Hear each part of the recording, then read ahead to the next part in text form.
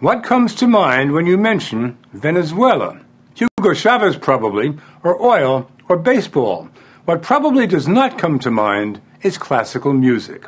And yet, Venezuela is the home of a music program that's so extraordinary it's been hailed as the future of classical music itself. It's called El Sistema, the system, and it's all about children, about saving them, hundreds of thousands of children, through music.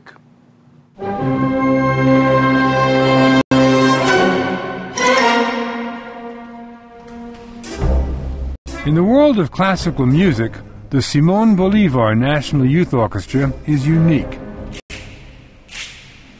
The musicians, kids mainly, are not graduates of some conservatory or music school. They're alumni of the School of Hard Knocks in the slums of Venezuela. The orchestra performs around the world with Gustavo Dudamel, its celebrated young conductor. Performing in the grand and opulent concert halls of Europe is a long way from the orchestra's home in Venezuela. Many of the kids come from neighborhoods which are so poor, desperate, and crime-ridden that hope is often extinguished in children at an early age. Instead, these kids travel the world playing to sell-out audiences.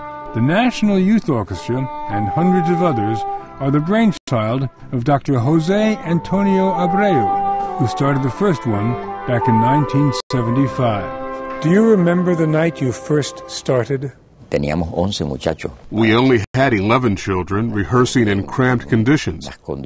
But I had the feeling this was the beginning of something very big. Dr. Abreu, a 68-year-old retired economist, trained musician, and social reformer, founded the system and has built it with religious zeal, based on his unorthodox belief that what poor Venezuelan kids needed was classical music. En el fondo, es un sistema esencialmente social. At its root, this is a social system that fights poverty. The child's physical poverty is overcome by the spiritual richness that comes from music. So music actually becomes a vehicle for social change. Without a doubt, and that's what's happening in Venezuela. It happens in neighborhoods like this one on the outskirts of Caracas. Every afternoon, small children line up for free music lessons at a local branch of the system. Rafael Elster runs one. How old are they when you first get them? Kindergarten, like 2 years old. 2 years old? Yeah, learning music. 2-year-olds start learning the basics, rhythm, and the language of music. By the time they're 4, they're being taught how to play an instrument. By the time they're 6 or 7-year-old veterans, they're playing in orchestras. A regular kid who will play in 2-3 years will make it happen in 3-4 months. How do you do that? We work hard, and they love it. Hard work is an understatement. Every day after school throughout Venezuela, you can see kids practicing. 15,000 trained musicians work with them. But the system also uses gifted kids to teach other kids. On top of 8 hours of schoolwork, it makes for a long day.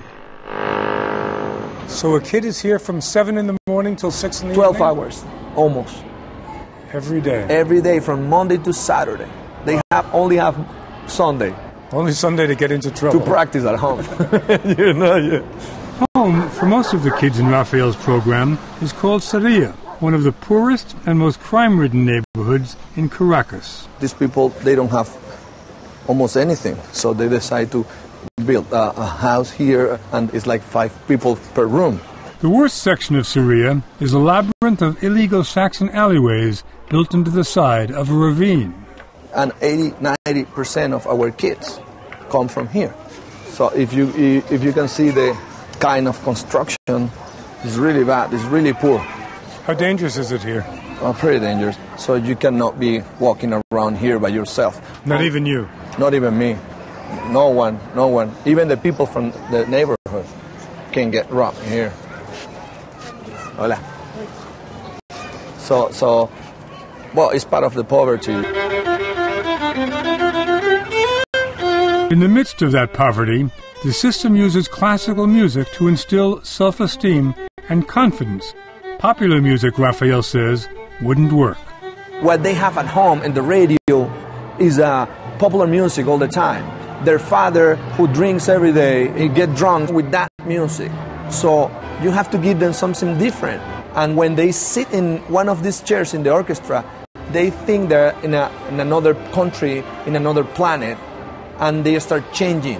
We're listening to it now, aren't we? Yeah.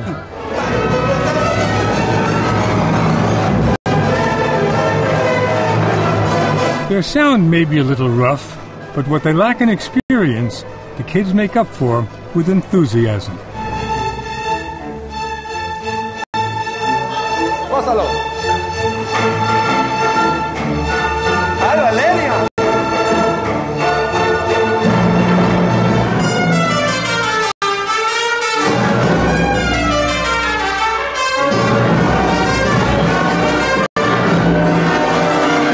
Trumpeter Paolo Cistoni says the system teaches kids a lot more than how to play an instrument. Kids who are poor wouldn't be able to join an orchestra on their own. It's really good because not only do they learn a daily routine, but they also learn another culture. When you came here, did you start playing the trumpet right away? I chose the violin first, but then I decided I liked the trumpet. What is it about the trumpet that you like? The sound. I pretty much like everything about it. There are nearly 300,000 kids like Paula in the system. There are 176 orchestras for children, 216 for young people, and 400 more ensembles, orchestras, and choirs. The sound of children playing classical music is everywhere. If it seems they're playing as if their lives depend on it, Dr. Abreu says they do. 800,000 children have passed through the system in 32 years. The majority of them will not become musicians. Music produces an irreversible transformation in a child. This doesn't mean he'll end up as a professional musician. He may become a doctor, study law, or teach literature. What music gives him remains indelibly part of who he is, forever. Take Lenar Acosta, who we first met 8 years ago when he was serving time in a juvenile detention center in Caracas. He was 17, had a violent criminal background, and the scars to prove it. When the detention center started an orchestra, Lenar tried the clarinet. Ed Bradley asked him about it. Tell me what it was like the first time you picked it up to play it. It's completely different than when you hold a gun.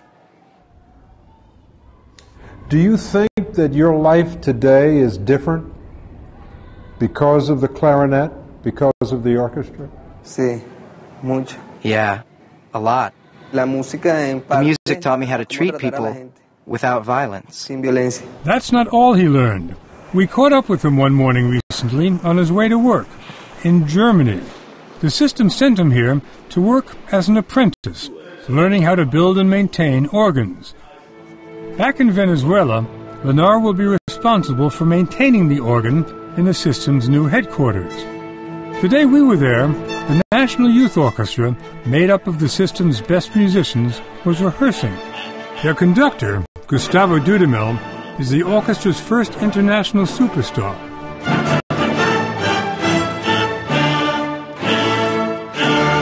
And a product of Dr. Abreu's system, which in the beginning most people thought would never work. For a lot of people, he was a crazy man.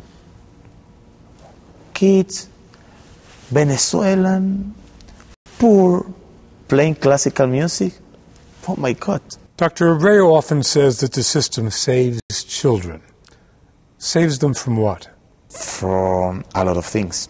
We have cases with kids with big problems, and they change their life with music. Consider the life of Jose Gregorio Hernandez. His blindness didn't stop the orchestra from letting him be as much a part of it as any other kid. You can see the result for yourself. Magical.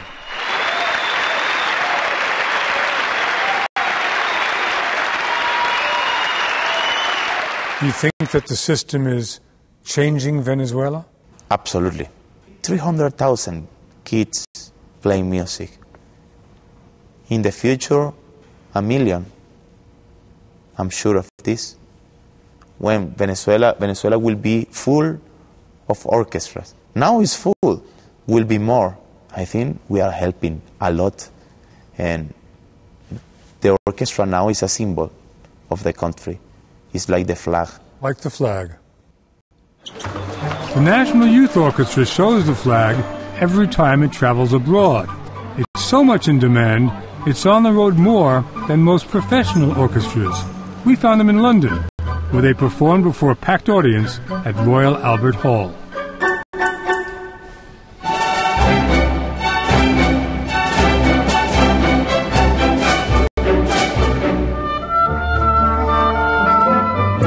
Back home, their success is a source of national pride. But all that comes at a price. The system's annual budget is $80 million. Most of it comes from the Venezuelan government. Dr. Abreu has kept the program alive through 8 Venezuelan governments. But he's always on the phone looking for additional funding, even at a concert. Excuse me. Sir. Not surprisingly, the system's need for all kinds of instruments is enormous. So since 1995, they've been making some of their own, from scratch. They sound pretty good. Even so, we are literally begging all over the world. Everyone who has a penny, who can give us to buy a string, a violin, a trumpet, shoes, whatever, we can help this kid. A trumpet or shoes? Yeah, but both, if it's possible. Do you think this system could work in the United States? Yeah. If you can help a poor kid in here, you can help a poor kid everywhere. It doesn't matter the culture, it doesn't matter the race. I mean, it's music. Everybody loves music. Especially when it's played like this. The system's motto is tocar y luchar, Spanish for to play and to fight. In Venezuela, it's often the same thing.